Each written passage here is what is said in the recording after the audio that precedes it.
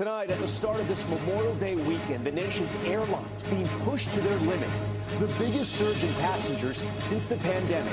Long lines at airports, nearly 2.5. A developing story in Washington, D.C. President Biden says a deal on the nation's debt limit could be close as the deadline for an agreement got pushed back to June 5th. Republican House Speaker says his side in the White House. The date the U.S. is expected to default on its debt has been pushed back.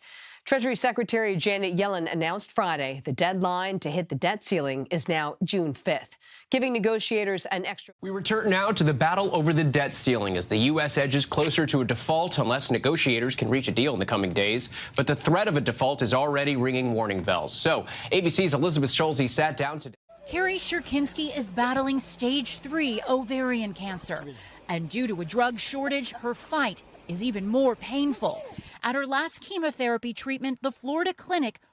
New reporting from the Washington Post shows that 2 of Donald Trump's employees moved boxes full of papers out of his residence and into a storage area the day before DOJ officials came. It's the most brutal phase of training to become a Navy SEAL. Hell Week, 6 punishing days testing physical and mental endurance. But now a scathing new investigation by the Navy finds. I also take this opportunity to tell Mr.